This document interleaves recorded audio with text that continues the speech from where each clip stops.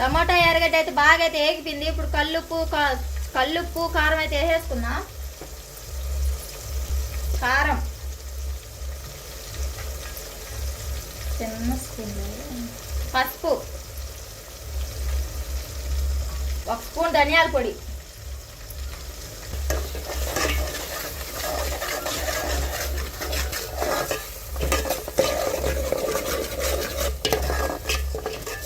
ముందుగా గుజ్జు చేసి పెట్టుకున్న చింతపండు పులుసు అయితే పోసేసుకుందాం.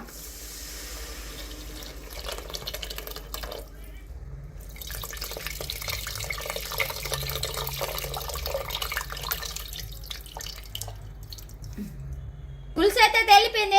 చేప ముక్కలు అయితే వేసేసుకుందాం.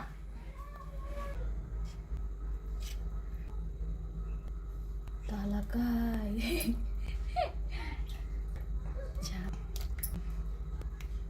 ఇప్పుడైతే గంటతోనే కలిపెట్టుకోవాలి. ఆనకలైతే అసలు కలిపెట్టలేము, చేప ముక్క చెదిరిపోతుంది కాబట్టి. ఎండిపోయిన పచ్చిమిరపకాయ అయితే వేసుకుందాం.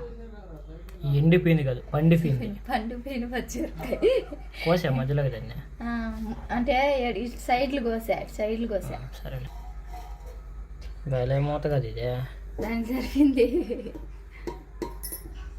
బొక్క మధ్య ఆవిరి వచ్చేదానికి.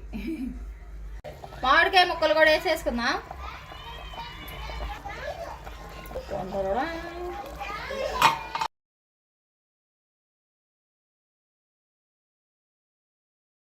పులుసు అయితే బాగా అయితే ఉడికిపోయింది. మనం ముందుగా దంచి పెట్టుకున్న మసాలా పొడి అయితే వేసేసుకుందాం.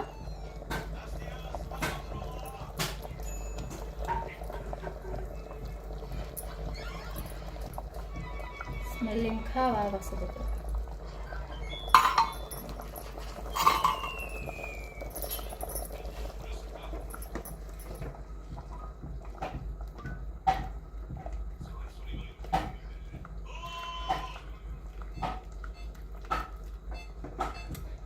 ఫైనల్లీ కొత్తిమీర అయితే వేసేసుకుందాం.